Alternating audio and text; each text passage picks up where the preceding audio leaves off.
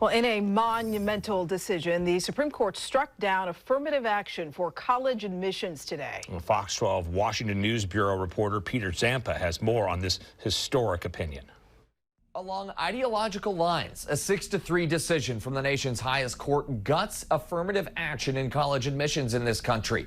The conservative-leaning court saying allowing for preferential treatment based on race is unconstitutional. Chief Justice John Roberts writing the opinion saying, quote, "For too long, universities have concluded wrongly that the touchstone of an individual's identity is not challenges bested, skills built, or lessons learned, but the color of their skin.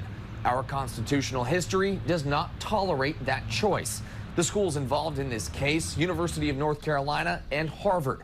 While Justice Ketanji Brown Jackson recused herself from joining the dissent in the Harvard case because of a past affiliation, she wrote a separate dissent that concluded saying the opinion of the court is, quote, "a tragedy for us all."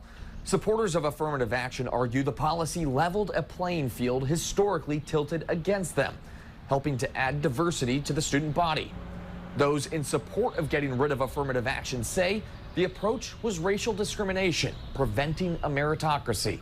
Now, the justices still have 3 opinions they need to deliver before their summer break. One of those, a free speech debate coming from Colorado.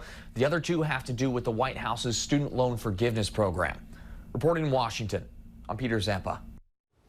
Well, our local universities, meantime, are among those that will be impacted by those limits on affirmative action in college admissions. Students and staff at our largest schools shared their thoughts with us today. Fox 12's Carly Olson is live at the University of Portland's campus with the story. Carly. Yeah, Pete and Riel, the University of Portland and Portland State University have a combined enrollment of almost 28,000 students, and we spoke with some of those students today who shared mixed reaction to this Supreme Court's decision today.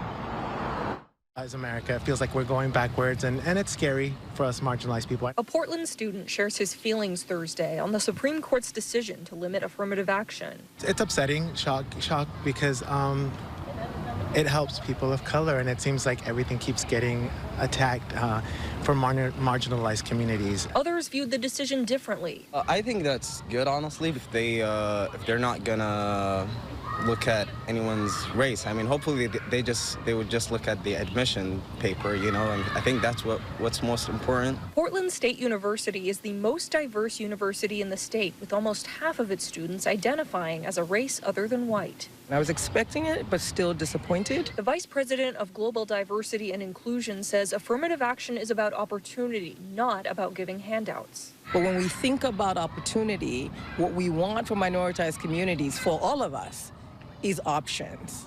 And you don't have that if you have historical barriers and you're not taking intentional affirmative action to remove those barriers. University of Portland staff said Thursday they are disappointed by the decision in a statement which reads in part, "Despite these rulings, we affirm UP's unwavering commitment to building and sustaining an equitable, inclusive, just, and accessible institution." Lambert said she believes in the end, the decision will only make more expensive and selective universities less accessible, while universities like PSU will feel the strain. So places that have less resources are now going to be tasked with serving more and more students without the resources to serve them effectively. PSU staff also told us that they would continue to prioritize accessibility and making sure the students they do have access to the resources they need. Reporting live in North Portland, I'm Carly Olson, Fox 12 Oregon. Carly, thank you.